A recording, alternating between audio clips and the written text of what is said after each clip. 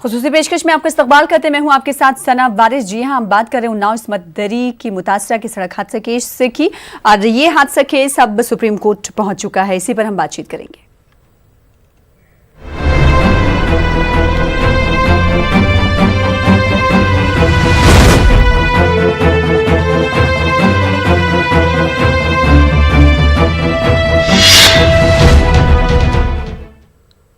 उन्नाव इस्मत दरी की मुतासरा की सड़क हादसा केस में पेशरफ्त हुई है। बीजेपी एमएलए कुलदीप सिंह सेंगर समेत 10 अफराद के खिलाफ सीबीआई ने केस दर्ज कर लिया है। इन लोगों पर मुजरिमाना साजिश और इक़दाम कत्ल के इल्जामात हैं। सुप्रीम कोर्ट ने उन्नाव मामले में रजिस्ट्री से मेडिकल रिपोर्ट भी मांगी है। सुप्रीम कोर्ट ने रजिस्ट्री से पूछा है कि अगर खत 12 जुलाई को लिखा गया था तो हमारे सामने क्यों नहीं रखा गया। सुप्रीम कोर्ट ने कहा कि यह मामला इंतहाई संजीदा है, सेंसिटिव है, इस सिमत में फौरन मुस्बत कदम उठाने की जरूरत है। सुप्रीम कोर्ट खत के ताल्लुक से कल सुनवाई करने वाला है।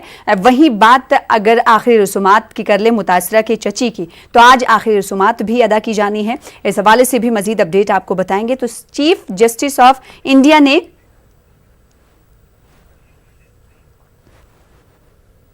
रिपोर्ट मांगी है, रजिस्ट्री से रिपोर्ट मांगी गई है। इस हवाले से मजीद बातचीत करेंगे। हमारे साथ हमारे नुमाइंदे सुशील पांडे जुड़ रहे हैं, उनका रुख करेंगे, और साथ ही साथ हमारे नुमाइंदे जुड़ रहे हैं ऋषभ, जो कि लगातार मुतासरा के हवाले से क्या कुछ जानकारियां मिल पा रही उसकी तबीयत के हवाले से वो भी बताने के लिए हमारे साथ जुड़े हुए हैं लखनऊ से। सबसे पहले बात हम कर लेते हैं ऋषभ मनी से। ऋषभ, ये बताइए आप इस वक्त कहां पर मौजूद हैं? अगर मुतासरा की हालत के हवाले से बातचीत की जाए तो सुबह ये खबर आई थी कि उसकी हालत जो है काफी इंतहाई नाजुक होती हुई दिखाई दे रही है, फेफड़ों से रिसाव भी हो रहा है। उधर सीबीआई ने केस भी दर्ज किया है, एमएलए समेत 10 लोगों के खिलाफ केस दर्ज किया गया है। इस हवाले से क्या कुछ अपडेट है और कौन कौन लोग इन 10 लोगों में शामिल हैं?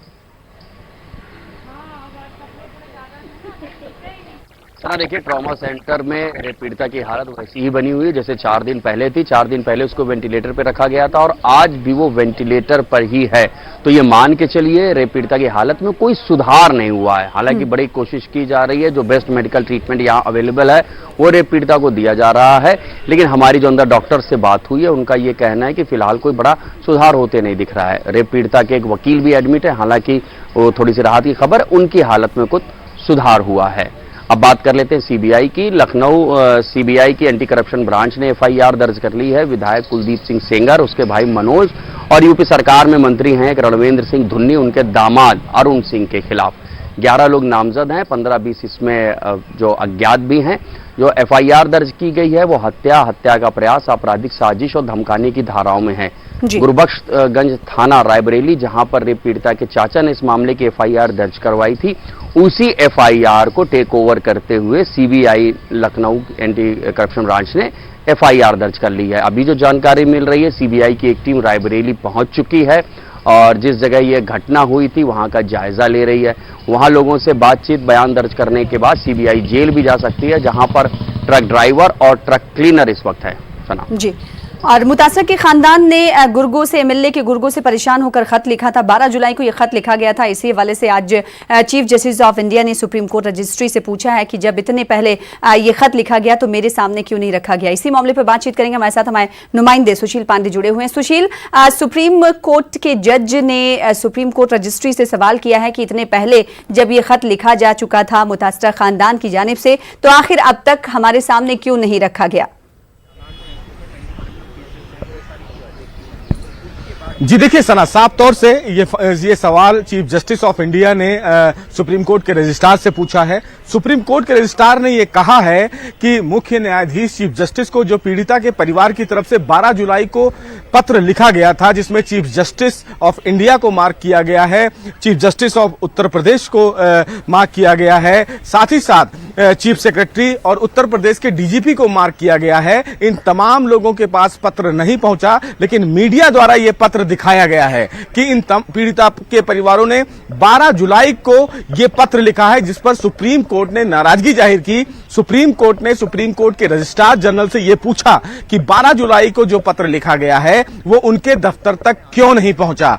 ये एक बड़ा सवालिया निशान सना खड़ा करता है, क्योंकि अगर पीड़िता के परिवार द्वारा शासन प्रशासन और मुख्य न्यायाधीश को चिट्ठी लिखी जाती है और यह बताया जाता है कि उनकी जान को खतरा है, उनके ऊपर बार बार दबाव बनाया जा रहा है कि बयान को बदला जाए, लेकिन तमाम लोग इस पूरे मामले में कोई कार्रवाई नहीं करते हैं। 35 बार कंप्लेंट दर्ज किया गया है पीड़िता परिवार की तरफ से, लेकिन कोई कार्रवाई सना नहीं की गई। लेकिन अब जब मामला देश की सबसे बड़ी अदालत पहुंचा है तो कहीं ना कहीं तमाम अब शासन प्रशासन को भी जवाब देना होगा, सुप्रीम कोर्ट की रजिस्ट्री को भी यह जवाब देना होगा कि आखिर पत्र लिखा गया तो उन तक क्यों नहीं पहुंचा। क्या इसके पीछे कोई बड़ी षड्यंत्र है या कुछ और? क्योंकि कहीं ना कहीं अभी तक हंगामेबाजी ज्यादा हुई, तमाम राजनीतिक पार्टियों ने इस पर विरोध दर्ज कराया, लेकिन कार्रवाई के नाम पर अब देश की सबसे बड़ी अदालत इस मामले में इन्वॉल्व हो गई है। कल उत्तर प्रदेश सरकार को इस मामले में अपना जवाब दाखिल करना है, साथ ही साथ रजिस्ट्री से रिपोर्ट तलब की है, मेडिकल रिपोर्ट तलब की गई है पीड़िता को लेकर, और अब कल सुप्रीम कोर्ट इस मामले पर सुनवाई करेगा। सबसे महत्वपूर्ण बात यह है कि परिवार लगातार शिकायत करता रहा शासन और प्रशासन से, लेकिन कोई भी एक्शन नहीं लिया गया, न पुलिस द्वारा न चीफ सेक्रेटरी के द्वारा। जाहिर सी बात, मुल्क की सबसे बड़ी अदालत में ये मामला जाता है। मुतासरा के जरिए डर और धमकी मिलने का उस खत में जिक्र किया जाता है मुतासरा खानदान के जरिए, और काफी हैरान कर देने वाली बात है कि जब मुतासरीन परेशान होते हैं तो वो अदालत का दरवाजा सुशील ऐसे में खटखटाते हैं और अदालत ऐसे लोगों को शह दे रही है। क्या ये समझा जाए? अब कल जब इस सुप्रीम कोर्ट, मुल्क की सबसे बड़ी अदालत, इस हवाले से सुनवाई करेगी तो क्या लगता है कि रजिस्ट्रार के खिलाफ की कार्रवाई की भी हिदायत सुप्रीम कोर्ट दे सकता है? जी देखिए, साफ तौर से सवाल यह है कि अगर सुप्रीम कोर्ट की रजिस्ट्री को यह पत्र भेजा गया तो सुप्रीम कोर्ट की रजिस्ट्री ने सीजीआई के ऑफिस में यह पत्र क्यों नहीं भेजा। यही सवाल चीफ जस्टिस का था और नाराजगी भी थी। चीफ जस्टिस ने यह सवाल किया कि आखिर वो पत्र हमारे दफ्तर तक क्यों नहीं पहुंचा, जबकि इस पत्र की जानकारी उनको मीडिया के द्वारा मिलता है। ये एक सवालिया निशान खड़ा करता है और इसीलिए चीफ जस्टिस ने इस मामले पर स्वतः संज्ञान लिया है। सुप्रीम कोर्ट अब कल ये एग्जामिन करेगा कि अगर पत्र लिखा गया था और लगातार थ्रेट मिल रहा था तो तमाम जो इस मामले में जांच एजेंसियां हैं उनकी कार्रवाई क्या है। लेकिन हंगामा अपनी तरफ है सना, लेकिन अब देश की सबसे बड़ी अदालत इस केस को मॉनिटर करेगी तो ये उम्मीद है कि अब न्याय मिलेगा, क्योंकि अब दबाव में, सुप्रीम कोर्ट के दबाव में तमाम जांच एजेंसियों को कार्रवाई करनी पड़ेगी और यह बताना होगा कि कब कब क्या क्या कार्रवाई की गई। ये कहीं ना कहीं एक बड़ा और महत्वपूर्ण कहा जाए तो एक स्टेप है सुप्रीम कोर्ट के द्वारा। सुप्रीम कोर्ट कल जब इस पर सना सुनवाई करेगा तो इन तमाम चीजों से तस्वीर साफ होगी कि अभी तक कार्रवाई के नाम पर किया क्या गया। सुप्रीम कोर्ट ने एक बड़ी टिप्पणी की सना और उन्होंने कहा कि यह बहुत ही गंभीर मामला है और इसमें फौरन सकारात्मक कदम उठाने की जरूरत है। यह टिप्पणी अहम इसलिए हो जाती है क्योंकि 12 जुलाई को पत्र लिखा जाता है और उसके 10 दिन के बाद एक एक्सीडेंट होता है जिसमें उनके परिवार के 2 लोगों का निधन हो जाता है। तो ये जो चक्र देखने को मिल रहा है सना, वो कहीं ना कहीं समझ में नहीं आ रहा है कि इसके पीछे क्या कोई बड़ी षड्यंत्र है। पत्र लिखा जाता है, कार्रवाई नहीं की जाती है। अब देखना यह है कि जब सुप्रीम कोर्ट इस मामले में स्वतः संज्ञान लेकर मामले की सुनवाई करेगा तो तमाम जो जांच एजेंसी हैं और साथ ही उत्तर प्रदेश सरकार अपना क्या कुछ जवाब दाखिल करती है। बड़ा सवाल सुप्रीम कोर्ट की रजिस्ट्री पर भी खड़ा होता है कि रजिस्ट्री के पास अगर पत्र आया तो सुशील, आप हमारे साथ बने रहे, आपके पास फिर लौटेंगे। ऋषभ हमारे साथ लगातार जुड़े हुए हैं। ऋषभ, अगर बात अंतिम संस्कार के हवाले से की जाए, क्योंकि सड़क हादसे में मुतासरा की चची की जान गई और दिगर एक खातून की जान गई, क्रीमेशन के ताल्लुक से ये इतलात आ रही थी तकरीबन 11 बजे तक होना था। क्या आपके पास इस हवाले से कोई इंफॉर्मेशन अब तक पहुंच पाई है? सना देखिए, उन्नाव में गंगा घाट थाने के बालू घाट गंगा के किनारे ये क्रीमेशन तय है और जो रेप पीड़िता है उनकी चाची का क्रीमेशन वहाँ पे होना है। उनके पति यानी रेप पीड़िता के चाचा वहाँ पहुँच चुके थे। अभी चंद मिनट पहले जो अपडेट ली गई हो चुकी थी और हो सकता है किसी भी मिनट या 10-5 मिनट पहले ये अंतिम संस्कार उनका कर दिया गया होगा। उसके बाद जो भी रिचुअल्स हैं वो निभाने के बाद वो वहाँ से निकलेंगे और सीधे रायबरेली जेल उनको जाना होगा। कल हाईकोर्ट ने उनको 1 दिन की शॉर्ट टर्म बेल दी थी। उनके साथ पर्याप्त पुलिस कस्टडी है। पुलिस अपनी कस्टडी में अंतिम संस्कार निपटाने के बाद उनको रायबरेली जेल दाखिल कर देगी। जी अदृश्य, जिस तरीके से आपने कुछ देर पहले कहा कि मुतासरा की हालत जू की तू बनी हुई है, जैसे 4 दिन पहले थी वही हालत आज भी है, तो क्या मुतासरा को कहीं और मुंतकिल करने की, किसी और दिल्ली मुंतकिल करने की बात सामने आ रही है, या फिर पर्याप्त सुविधाएं उसी अस्पताल में मौजूद हैं जहां पर मुतासरा जो है भर्ती है? सना देखिए, सरकार के जो भी मंत्री या अधिकारी यहाँ पर आ रहे हैं, पीड़िता को देखते हैं, वो ये बात जरूर कहते हैं कि यहाँ पर सबसे बेहतरीन इलाज की सुविधा अवेलेबल है।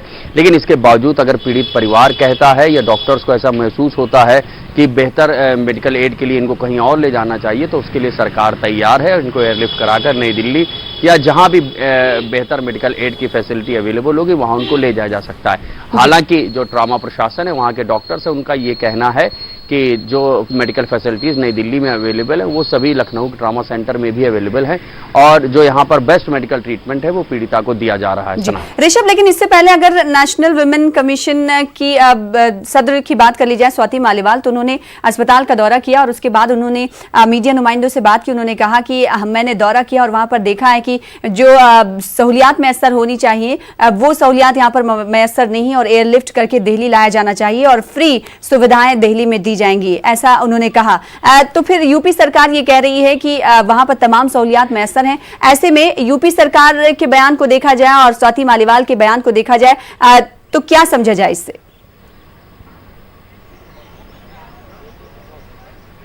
सना देखिए, ये डिसीजन लेने का हक डॉक्टर्स को है। डॉक्टर्स बेहतर डिसाइड कर सकते हैं कि उनको किन चीज़ों की ज़रूरत है, पीड़िता को इलाज में किन चीज़ों की ज़रूरत है। अगर वो सारी चीज़ें यहाँ पे मैसर हैं तो इसके बाद इन बातों का कोई मतलब नहीं रह जाता कि इनको कहाँ ले जाना चाहिए।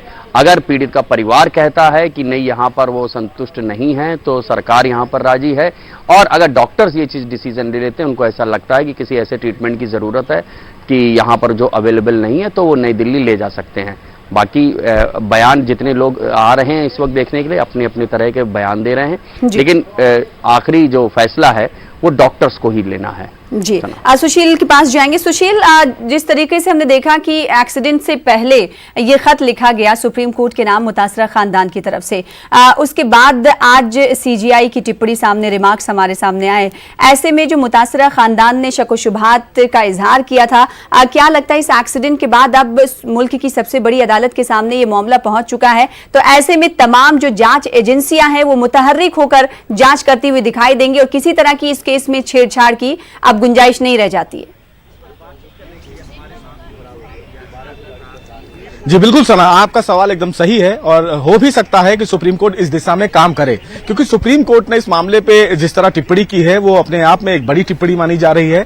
सुप्रीम कोर्ट ने फिलहाल जो जांच रिपोर्ट तलब की है, मेडिकल रिपोर्ट, उस रिपोर्ट से वो एग्जामिन करेगा कि इस केस की स्थिति क्या है और अभी इस मामले में जो सीबीआई जांच कर रही है वो कहां तक पहुंची है। हो सकता है सुप्रीम कोर्ट इस केस को दिल्ली ट्रांसफर कर दे, हो सकता है कुलदीप सेंगर को किसी और राज्य में भी ट्रांसफर किया, क्योंकि जिस तरह आरोप लगाए जा रहे हैं उस आरोप से ये अंदाजा जरूर लगाया जा सकता है कि जो आरोप अभी तक लग रहे हैं उस आरोपों के हिसाब से कुलदीप सेंगर कितना बाहुबली है, ये चीजें सामने निकल कर आई हैं। हालांकि बीजेपी के द्वारा उसको सस्पेंड कर दिया गया है, लेकिन कहीं ना कहीं सुप्रीम कोर्ट में यह सवाल बार बार खड़ा किया गया कि इस केस को ट्रांसफर किया जाना चाहिए। अगर ये केस ट्रांसफर किया जाता है सना, तो निश्चित रूप से पीड़िता को न्याय की उम्मीद जो है वो मिलती हुई दिख रही है, क्योंकि अगर केस किसी और राज्य में ट्रांसफर होगा तो फेयर ट्रायल चलेगा। सीबीआई इस मामले में समय समय पर अपनी रिपोर्ट देगी, क्योंकि सुप्रीम कोर्ट इस केस को मॉनिटर करेगा। और ऐसे कई केस हैं सना जिस केस को ट्रांसफर किया गया है और उसके बाद कई चीजें सामने भी निकल कर आई हैं। सना, आपको याद होगा ताजा जो मामला है वो मुजफ्फरपुर बिहार का जो चाइल्ड रेप केस था, जो वहां पर यौन शोषण किया जा रहा था, उसको जब सुप्रीम कोर्ट ने एग्जामिन करना शुरू किया तो कितनी चीजें सामने निकल कर आई, कितने नौकरशाह सामने संलिप्तता में आए, कितने लोग सामने आए। तो ये उम्मीद जरूर लगाई जा रही है शना कि अगर केस को ट्रांसफर दूसरे राज्य में किया जा रहा है तो न्याय मिलने की जो उम्मीद है वो बढ़ती है। और अगर सुप्रीम कोर्ट इस केस को मॉनिटर करता है तो निश्चित रूप से जांच एजेंसियों को समय समय पर अपनी स्थिति रिपोर्ट सुप्रीम कोर्ट को देनी होगी। जी ऋषभ के पास चलेंगे एक छोटे से सवाल के साथ। ऋषभ, आज इस तरीके से हम देख रहे हैं कि सियासी पार्टियां ये मांग करती हुई नजर आ रही है कि बीजेपी अगर कुलदीप सिंह सेंगर के खिलाफ कार्रवाई कर रही तो सबसे पहले विधायक ही मनसूख करना चाहिए, क्योंकि विधायक के तमाम जो सहूलत है वो यूज करता हुआ दिखाई दे रहा है।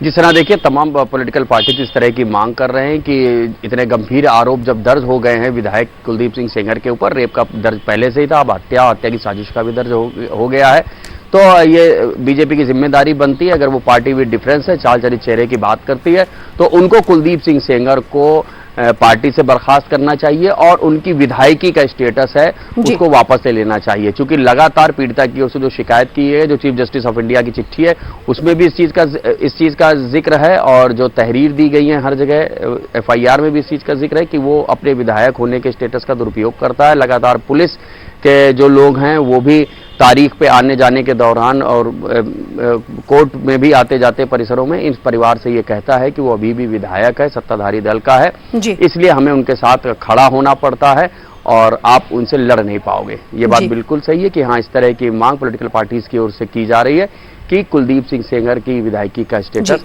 खत्म होना चाहिए। तो सियासी पार्टियों की मांग एक तरफ और दूसरी तरफ मुतासरा की हालत क्योंकि नाजुक बनी हुई है, पिछले 4 दिनों से उसकी हालत इंतहाई नाजुक है, वेंटिलेटर पर है मुतासरा और उस को नजदीकी से डॉक्टर्स जो हैं सहूलत फराहम कर रहे हैं। बेहद शुक्रिया आप दोनों का हमारे साथ जुड़ने के लिए, इस हवाले से बातचीत करने के लिए। फिलहाल इस वक्त की बड़ी खबर का रुख कर लेते हैं